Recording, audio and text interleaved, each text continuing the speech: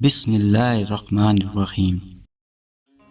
حضرت یونس علیہ السلام کی قوم وہ واحد قوم ہے جس پر عذاب نازل ہوا تو اس نے توبہ کر لی تو اللہ تعالیٰ نے اپنا عذاب ہٹا دیا۔ ارشاد باری تعالیٰ ہے کہ پھر کوئی بستی ایسی کیوں نہ ہوئی کہ وہ ایمان لے آتی اور اسے اس کا ایمان فائدہ دیتا سوائے قوم یونس کے۔ جب وہ ایمان لے آئی تو ہم نے دنیاوی زندگی میں رسوائی کا عذاب ان سے ٹال دیا اور انہیں ایک خاص وقت تک کے لیے دنیاوی فائدہ دیا۔ مفسرین کا کہنا ہے کہ اللہ تعالیٰ نے حضرت یونس علیہ السلام کو موصل کے شہر نینوا کی طرف مبعوث فرمایا تھا۔ آپ نے لوگوں کو اللہ کی عبادت کی طرف بلایا لیکن انہوں نے آپ کی تکذیب کی اور کفر پر ہی جمے رہے۔ جب طویل عرصہ گزرنے کے باوجود بھی وہ ایمان نہ لائے تو آپ اس بستی سے نکل گئے اور انہیں یہ فرما گئے کہ 3 دن بعد ان پر عذاب آ جائے گا۔ بہت سے صحابہ و تابعین سے مروی ہے کہ جب یونس علیہ السلام بستی سے نکل گئے تو لوگوں کو یقین ہو گیا کہ اب ضرور عذاب آئے گا۔ اس وقت اللہ تعالیٰ نے ان کے دلوں میں توبہ و رجوع الی اللہ کے جذبات پیدا فرما دیے۔ انہیں اپنے کیے پر ندامت ہوئی اور انہوں نے پھٹے پرانے کپڑے پہن لیے اور جانوروں کے بچوں کو ان کی ماؤں سے الگ کر دیا۔ پھر عاجزی و انکساری کے ساتھ اللہ تعالیٰ سے دعا مانگنے لگے۔ مرد، خواتین، بچے اور مائیں سب رو رہے تھے، حتیٰ کہ اونٹ اور ان کے بچے، گائیں اور ان کے بچے، بکریاں اور ان کے بچے بھی رو رہے تھے۔ الغرض یہ ایک انتہائی پرسوز اور اثر پذیر منظر تھا۔ یہ دیکھ کر اللہ تعالیٰ نے اپنی خاص رحمت سے وہ عذاب جو ان کے سروں پر منڈا رہا تھا ٹال دیا۔ اسی لیے اللہ تعالیٰ کا ارشاد ہے کہ پھر کوئی بستی ایسی کیوں نہ ہوئی کہ وہ ایمان لے آتی اور اسے اس کا ایمان فائدہ دیتا، یعنی گزشتہ اقوام میں سے کوئی قوم ایسی کیوں نہ ہوئی کہ ساری کی ساری ایمان لے آتی، لیکن ایسا نہ ہوا، بلکہ اس طرح ہوا جیسا کہ اللہ تعالیٰ نے ارشاد فرمایا ہے کہ اور ہم نے جس بستی میں بھی کوئی ڈرانے والا بھیجا، ان کے مالداروں نے کہا جو کچھ بھی تم دے کر بھیجے گئے ہو ہم اس کے منکر ہیں۔ اللہ تعالیٰ کے اس فرمان سوائے قوم یونس کے جب وہ ایمان لے آئی تو ہم نے دنیاوی زندگی میں رسوائی کا عذاب ان سے ٹال دیا اور انہیں ایک خاص وقت تک کے لیے دنیاوی فائدہ دیا۔ کا مطلب یہ ہے کہ وہ پوری قوم ہی ایمان لے آئی تھی۔ مفسرین کا اس بارے میں اختلاف ہے کہ ان کا یہ ایمان انہیں دنیا کی طرح آخرت میں بھی فائدہ دے گا یا نہیں، اور جیسے وہ دنیاوی عذاب سے بچ گئے تھے آخرت کے عذاب سے بھی بچ جائیں گے یا نہیں۔ قرآن کے ظاہر سے تو یہی معلوم ہوتا ہے کہ ان کا ایمان انہیں آخرت میں بھی فائدہ دے گا، جیسا کہ اللہ تعالیٰ نے فرمایا جب وہ ایمان لے آئے اور فرمایا اور ہم نے انہیں 1,00,000 بلکہ اس سے بھی زیادہ آدمیوں کی طرف بھیجا، پس وہ ایمان لائے اور ہم نے انہیں ایک مدت تک فائدہ دیا۔ اس آیت میں موجود ایک خاص مدت تک دنیاوی فائدے کا ذکر آخروی نجات کے منافی نہیں۔ واللہ عالم۔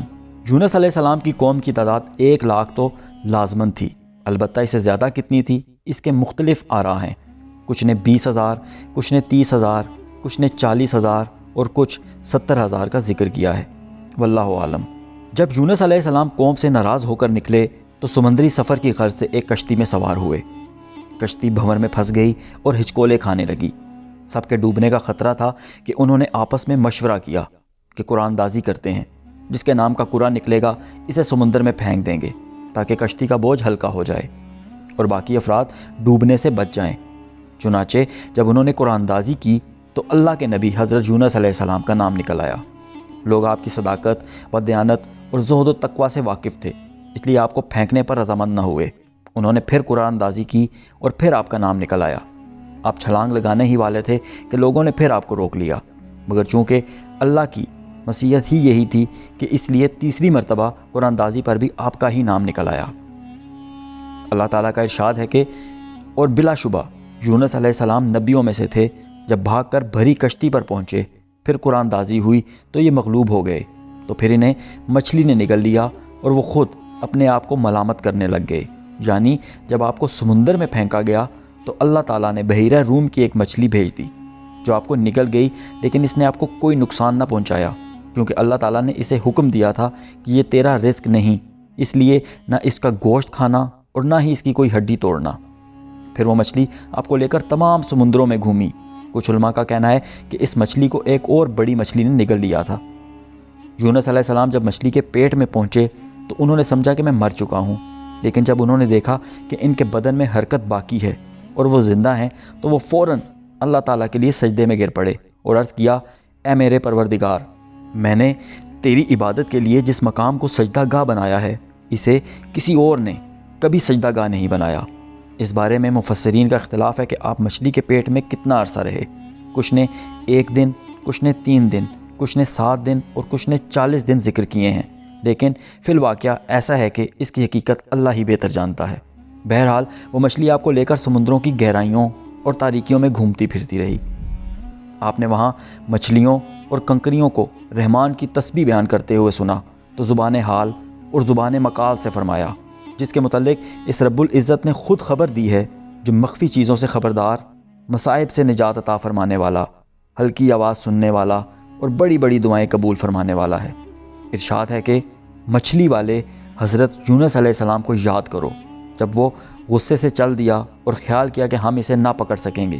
بالآخر وہ اندھیروں کے اندر سے پکار اٹھا کہ الہی، تیرے سوا کوئی معبود نہیں، تو پاک ہے، بے شک میں ظالموں میں ہو گیا۔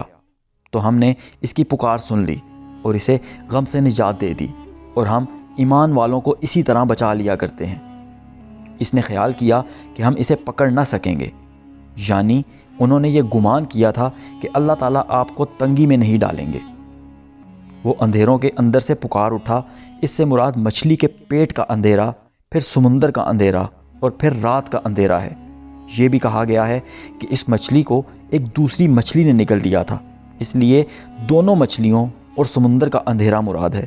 اللہ تعالیٰ نے فرمایا، پس اگر وہ اللہ کی پاکیزگی بیان نہ کرتے تو لوگوں کے دوبارہ اٹھائے جانے کے دن تک اس کے پیٹ میں ہی رہتے، یعنی اگر آپ مچھلی کے پیٹ میں اللہ کی تسبیح بیان نہ کرتے اور اللہ تعالیٰ سے معافی نہ مانگتے تو قیامت تک اس کے پیٹ میں ہی رہتے، اور پھر روز قیامت زندہ حالت میں اس کے پیٹ سے نکالے جاتے۔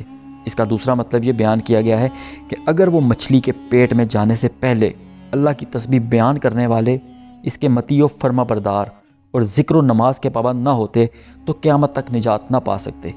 حضرت ابن عباس رضی اللہ تعالیٰ عنہ کی اس روایت سے بھی اس کی تائید ہوتی ہے کہ رسول اللہ صلی اللہ علیہ وآلہ وسلم نے فرمایا، اے لڑکے، میں تجھے کچھ باتیں سکھاتا ہوں، اللہ کو یاد رکھنا، یعنی اس کے احکام کی پابندی کرنا، وہ تجھے یاد رکھے گا۔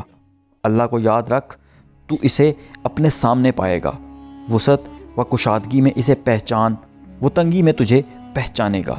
حضرت ابو ہریرہ رضی اللہ تعالیٰ عنہ سے مروی ہے کہ رسول اللہ صلی اللہ علیہ وآلہ وسلم نے فرمایا، جب اللہ تعالیٰ نے یونس علیہ السلام کو مچھلی کے پیٹ میں قید کرنے کا ارادہ کیا تو مچھلی کی طرف وحی کی کہ اسے پکڑ لے، لیکن نہ اس کا گوشت کھانا اور نہ اس کی ہڈی توڑنا۔ مچھلی یونس علیہ السلام کو لے کر سمندروں میں گھومی۔ جب وہ سمندر کی گہرائی میں گئی تو یونس علیہ السلام کو ایک آواز سنائی دی۔ انہوں نے دل میں سوچا کہ یہ کس چیز کی آواز ہے۔ اللہ تعالیٰ نے آپ کو بذریعہ وحی مطلع کر دیا، یہ سمندری جانوروں کی تسبیح کی آواز ہے۔ اس کے بعد یونس علیہ السلام نے بھی مچھلی کے پیٹ میں ہی اللہ کی تسبیح بیان کرنا شروع کر دی۔ فرشتوں نے آپ کی آواز سنی تو عرض کیا، اے اللہ، ہم ایک ہلکی سی آواز سن رہے ہیں۔ اللہ تعالیٰ نے فرمایا، یہ میرے بندے یونس علیہ السلام کی آواز ہے۔ پھر فرشتوں کی سفارش پر اللہ تعالیٰ نے مچھلی کو حکم دیا تو اس نے آپ کو ساحل سمندر پر پھینک دیا، اور اس وقت آپ بیمار تھے۔ امام ابن ابی حاتم رحمۃ اللہ علیہ نے یوں نقل فرمایا ہے کہ یونس علیہ السلام نے مچھلی کے پیٹ میں ان الفاظ میں اللہ تعالیٰ سے دعا فرمائی، کوئی معبود برحق نہیں مگر تو ہی، تو پاک ہے، یقیناً میں ظالموں میں سے ہوں۔ جب یہ دعا عرش کے قریب پہنچی تو فرشتوں نے عرض کیا، اے پروردگار، کسی اجنبی مقام سے ایک ہلکی سی آواز ہمیں سنائی دے رہی ہے۔ اللہ تعالیٰ نے فرمایا، تم نے نہیں پہچانا یہ کس کی آواز ہے؟ انہوں نے عرض کیا، نہیں۔ فرمایا، یہ میرا بندہ یونس علیہ السلام ہے۔ فرشتوں نے عرض کیا، تیرا بندہ یونس جس کے مقبول اعمال اور مقبول دعائیں ہمیشہ اوپر آتی رہتی ہیں، اے اللہ، وہ آسانی کے وقت تجھے یاد کرتا رہا تو اس مصیبت میں اس پر رحم فرما۔ تب اللہ تعالیٰ نے مچھلی کو حکم دیا تو اس نے آپ کو چٹیل میدان میں پھینک دیا۔